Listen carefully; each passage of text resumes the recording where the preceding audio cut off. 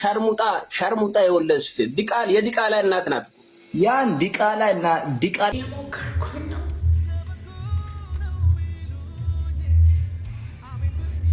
እየደከመኝ ግን አይታይም፣ እንደደከመኝ አይታይማ። ለብሼ እስኪስታ አይታይም እንደደከመ። ወይኔ ደክሞኛል እስከምል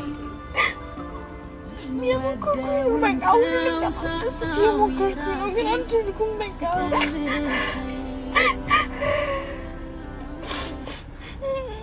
ዝም አልኩኝ። በጣም ሸርሙጣ የወለደች ሴት የዲቃላ እናት ናት። ያን ዲቃላ እና ዲቃላ ልጅሽን አሳድጊ።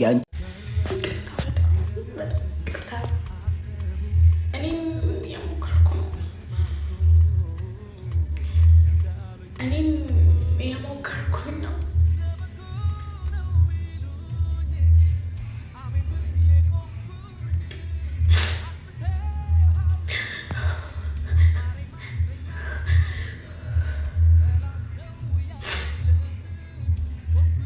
ማንም ሰው ሽንፈት ማሳየት አይፈልግም፣ ግን እኔም የሞከርኩኝ ነው።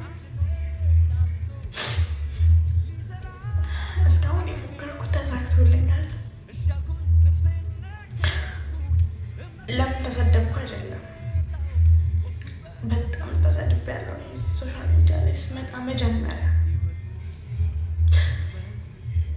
ግን የተሰማኝና አብሬያችሁ ማልቀስ የፈለኩት እነግራችሁ እኔንም እንድትረዱ እንድትሰሙኝ የፈለኩት እንዴት ልጄን ይሰልባታል እኮ እንዴት እያሳደግኳት እንዳለ እኔ ነኝ የማውቀው። እየሞከርኩኝ ነው። የኔን ደስታ እያጨለምኩኝ ሰውን ለማስደሰት እየሞከርኩ ነው። ለራሴ ሳልሆን ነው ለሰው እየሆንኩኝ እየሞከርኩኝ ነው። የኔ ህዝብ ማን ያያል? የኔ በሜካፕ እና በልብስ መሸፈን ነው። ልቦና ይስጥቃችሁ እንደዚህ ያላችሁት ሰዎች። አይኑ አውቃለሁ፣ እናንተ የትም አታውቁኝም፣ እኔም የትም አላውቃችሁ። ወይም ደግሞ ለራሷ መናገርም ለራሷ መቆምም አችልም ብላችሁ ሊሆን ይችላል ይሄንን ነገር እያላችሁ ልጄ ነው የምትሳደቧት። ልጄ ደግሞ ገና ጨርቅላ 4 ዓመት ምንም ማታውቅ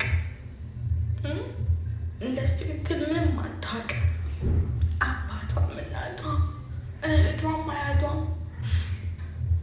ሁሉንም ነገር ለብሼ እስኪስታ አይታይም እንደደከመ። ወይኔ ደክሞኛል እስከምል የሞከርኩኝ ነው። በቃ ሁሉ አስደስት የሞከርኩኝ ነው፣ ግን አልቻልኩም። በቃ